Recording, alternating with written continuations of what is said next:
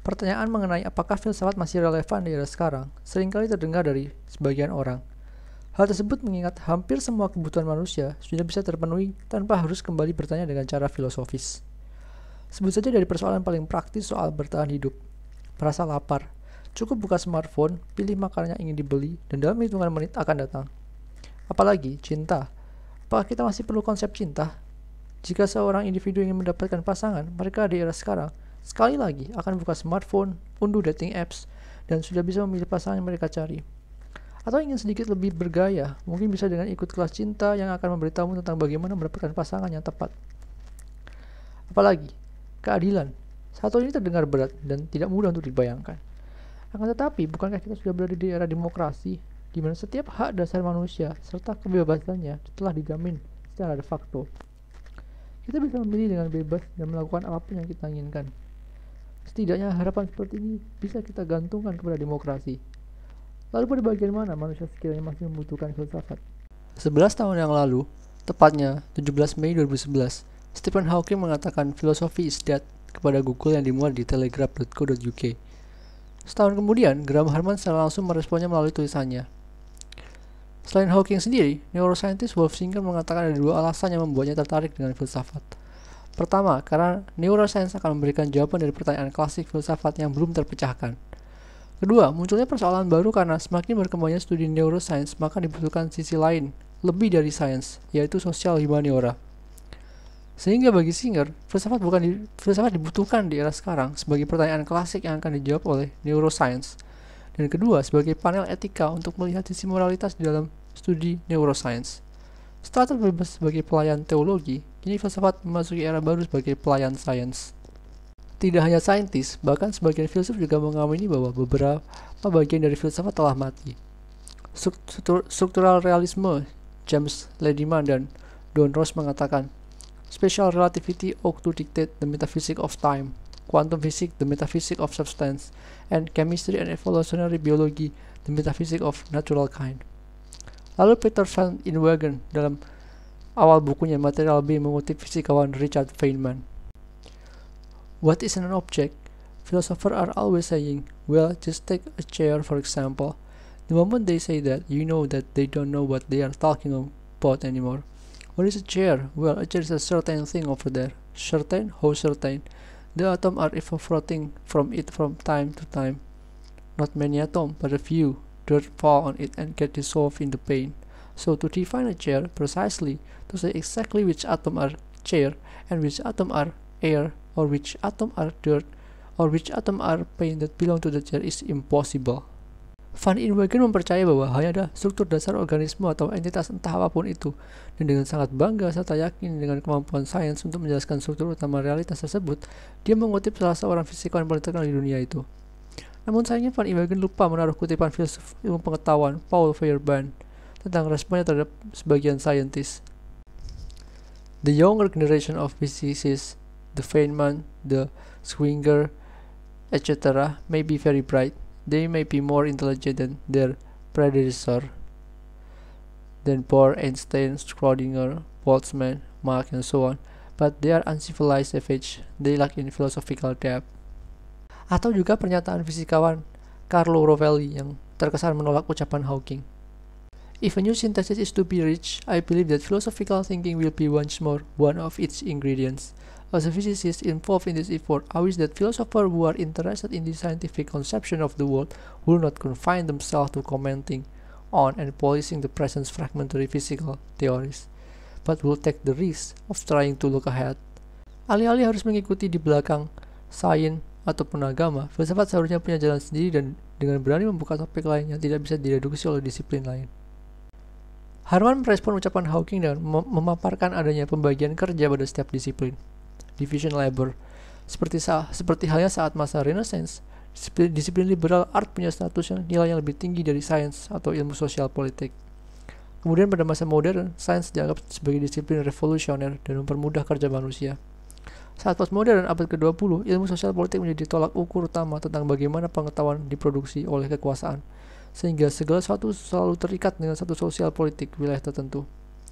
Kemudian hari ini, gue akan bilang psikologi, di mana tidak ada topik yang lepas dari perspektif psikologi di era ini. Segala sesuatu selalu dipengaruhi oleh kondisi psike makhluk hidup.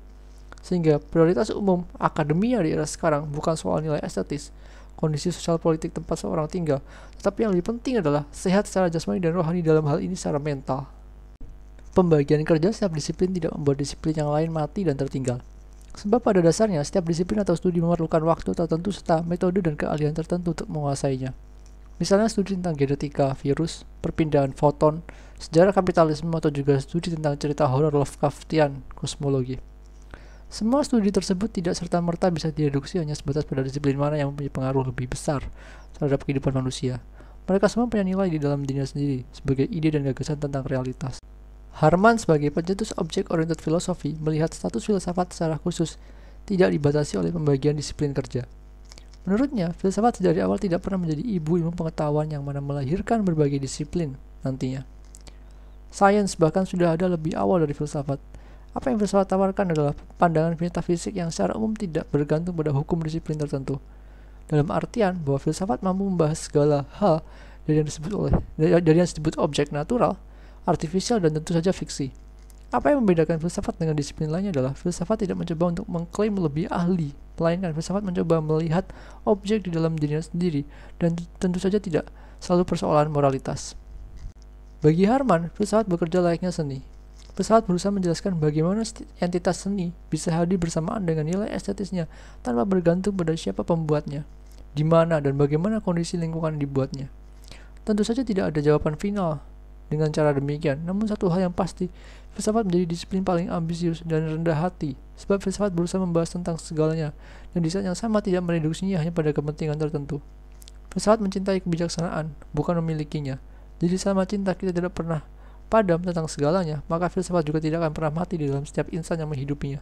Bukan hanya Harman saja, setidaknya ada dua filsuf yang menarik untuk diperbincangkan mengenai gagasan mereka tentang filsafat di era berkuasanya neoliberal kapitalisme dan digitalisme seperti sekarang.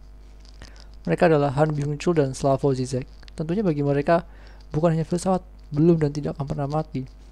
Justru keduanya secara tegas mengatakan bahwa filsafat merupakan disiplin yang paling dibutuhkan di zaman sekarang.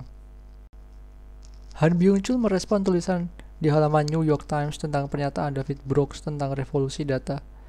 Mirip seperti apa yang dikatakan oleh Chris Anderson di dalam artikelnya The End of Theory.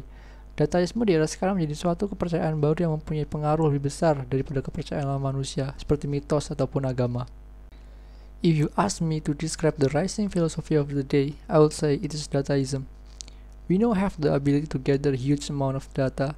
This ability seems to carry with a certain cultural assumption that everything that can be measured should be measured. The data is transparent and reliable lens that allow us to filter out emotionalism and ideology. The data will help us do remarkable things like foretell the future. The data revolution is giving us wonderful ways to understand the present and the past. Para penyembah data ini berpikir bahwa dengan banyaknya data yang tersedia, maka kerangka teori sudah hampir tidak dibutuhkan lagi. Mengingat kebanyakan teori hanya berdasarkan pada hipotesis semata dan terkesan lebih mirip ideologi. Singkatnya, realitas akan jauh lebih mudah dipahami dan tentu saja dijamin berdasarkan data yang ada. Out with every theory of human behavior, from linguistics to sociology. Forget taxonomy, ontology, and psychology. Who knows why people do what they do? The point is they do it, and we can track and measure it with unprecedented fidelity. With enough data, the numbers speak for themselves. Han berpendapat tesis dasar Anderson terlalu mereduksi konsep teori. Teori menyajikan lebih dari sekadar model dan hipotesis yang bisa dibuktikan atau ditolak melalui eksperimentasi. Contohnya seperti teori ide Plato atau fenomenologi spirit dari Hegel. Teori demikian begitu kuat melekat pada konsep berpikir yang mendalam. Teori merepresentasikan keputusan esensial tentang bagaimana dunia secara penuh muncul dengan bentuk dan kemungkinan yang berbeda. Sehingga dalam konteks ini, teori merupakan karakteristik dari berpikir, thinking, yang secara tegas memilah serta mengarahkan mana yang perlu disebut atau ditinggalkan. Menciptakan narasi khusus untuk terjun ke medan yang belum pernah dilalui sebelumnya. Sederhananya, data-data yang dikumpulkan tidak mewakili konsep berpikir. Data hanya mewakili kalkulasi informasi dan hanya bergerak ke depan. Data tidak bisa recounting atau recalling karena jika harus menghitung data dari awal lagi, maka tetap akan terhitung sebagai data baru sesuai dengan kapan perhitungan itu dilakukan. Tidak ada istilah lupa di dalam perhitungan data sebab data bersifat adiktif. yang berarti hanya akan selalu bertambah. Di saat yang sama, data tidak memiliki unsur narasi yang menghidupkannya. Data pada akhirnya hanyalah kumpulan informasi yang tidak bernyawa. Hari ini, kita perlu lebih banyak teori daripada sebatas data. Lebih jauh, hal menyebut dataisme adalah nihilisme. Sebab data hanya bekerja menelan setiap informasi yang ada, tanpa suatu narasi. Makna yang bisa ditemukan di dalam narasi. Orang-orang yang menyembah data dan angka agar bisa mengukur gambaran nyata dirinya merupakan bentuk kekosongan diri. Oleh karena itu, sekarang adalah waktu yang tepat untuk berpikir, berkontemplasi, berfilsafat tentang segalanya. Membiarkan dunia diterjemahkan berdasarkan data berarti membiarkan makna dunia ditelanjangi oleh informasi dan angka belaka. Hegel meyakini sesuatu bisa dikatakan hidup jika terdapat spirit di dalamnya, yaitu segala narasi yang dibangun di atas tanah yang belum dilewati sebelumnya. Dan kehidupan dinilai dari seberapa baik satu narasi, bukan seberapa banyak data yang dimiliki serta diperhitungkan. Slavoj Žižek juga merespon pernyataan Hawking tentang pertanyaan lama filsafat yang perlahan digantikan oleh sains dalam salah satu wawancaranya dengan majalah Philosophy Now. Žižek menekankan meskipun demikian, sains tidak akan pernah cukup untuk membahas persoalan semesta dan segalanya sendirian. Dan disinilah filsafat harus melangkah ke depan dengan melepaskan pertanyaan naif tentang realitas warisan Yunani kuno. Sehingga realitas bukan lagi tentang sesuatu di dalam ataupun di luar sana, tetapi benar-benar dekat dan bersifat common. Filsafat realisme sendiri sudah berkembang jauh dari perdebatan klasik, apa itu realitas dan semacamnya. Sebut saja Marcus Gabriel dan Maurizio Ferraris dengan New Realism-nya. Ada juga Speculative Realism, yang salah satu yang terkenal adalah Object-Oriented Ontology. Mereka tidak lagi membawa tradisi lama perdebatan realitas yang membosankan, namun justru menghidupkan kembali dengan cara yang belum pernah terfikirkan sebelumnya, bahkan oleh sains. But here I follow Deleuze, who says that more important than to give the right answer is to ask the right question. And here philosophy can be of some use. We are dealing with serious problem today. But what if we analyze the extent to which the very way we formulate this problem doesn't resolve them, but reproduce the problem? Zizek juga secara tegas menyebut kapitalisme telah gagal menyelesaikan persoalan commons. Apa yang dimaksud Zizek tentang persoalan commons adalah persoalan yang sehari-hari bekerja bersamaan dengan cara manusia hidup, seperti perselisihan budaya, rasisme, pemanasan global, sampai biogenetika. Kapitalisme tidak pernah menawarkan solusi serius mengenai itu semua, selain memunculkan adanya gerakan aktivisme. Bagi Zizek, justru disinilah persoalannya. Kita semua terlalu banyak bergerak, beraksi, bekerja, sehingga tidak pernah bisa melihat persoalan secara lebih mendalam. You need theory to see where activism fails, especially left-wing political theory. Isn't the whole story of the left in the last century one big history of catastrophic failures? Which is why I say the best Marxist book were usually analyzed after the fact of why a revolution had to go wrong. Isn't it sad that all we get are excellent analyses of why we lost? So why philosophy? Firstly, because I don't trust practice. Practice is blind without theory. We need theory today more than ever, and by theory I don't mean direct activist theory. Ketergantungan kita terhadap praktek dan aksi di sisi lain telah membutakan kita dari sisi teoritis suatu persoalan. Alih-alih hanya berfokus pada gerakan kelompok tertentu, kita membutuhkan suatu prinsip universal baru yang menyatukan cara kita menghadapi krisis lebih dari hanya bermain aman seperti para moderat. Untuk itu bagi Zizek, saat ini kita perlu sedikit mundur ke belakang dan berpikir, berkontemplasi, tentu saja berfilsafat, sebab sains dan ekonomi saja tidak akan pernah cukup. Apa itu prinsip universal yang harus kita ikuti sekarang? Apakah bahwa kita hanya sekumpulan organisme dan digerakkan oleh gen kita untuk hidup begitu saja?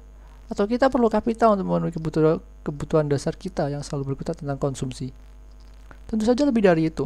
Manusia eksis tidak hanya untuk bertahan hidup dan mengkonsumsi. Sekarang adalah waktu yang sangat tepat untuk berpikir lebih dari melakukan apapun.